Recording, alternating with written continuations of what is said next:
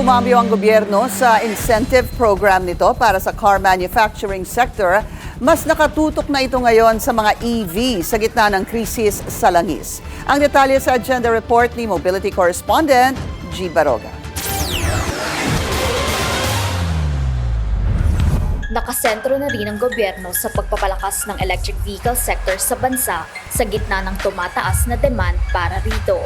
Malapit na sa realidad ang pagkakaroon ng Pilipinas ng kauna-unahang locally produced hybrid car. Kaakibat niya ng pag-uumpisa na rin ng Electric Vehicle Incentive Strategy o EVIS program. Gaya sa natapos ng Comprehensive Automotive Resurgence Strategy o CORS, magkakaroon daw ng fixed investment support at production volume incentive sa ilalim ng EVIS. Pero ang follow-up program sana ng CARS na RACE o Revitalizing the Automotive Competitiveness Enhancement na hindi pa man nag-uumpisa ay opisyal ng tinatapos ng pamahalaan. Yung RACE kasi, hindi siya nakatarget towards electric vehicle, diba? Yung mga gumagawa ng internal combustion engine type of vehicles, so hindi hybrid, hindi electric, can continue to receive support from the Philippine government. Early this year, nagkaroon ng shake-up sa car manufacturing industry dahil sa pagkakavito ng auto budget ngayong taon. Naresolba na ang 4.3 billion peso funding para sa CARS program, nasa 250 million pesos naman ang para sana sa RACE.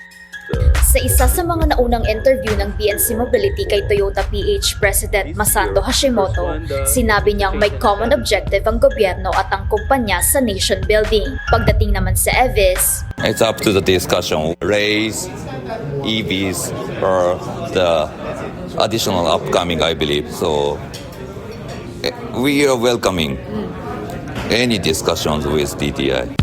Sa bagong development ngayon, sinabi ng Toyota sa isang pahayag na nananatili silang nakasuporta sa gobyerno pagdating sa car manufacturing, lalo na't malaki ang papel nito sa pagpapalakas ng ekonomiya.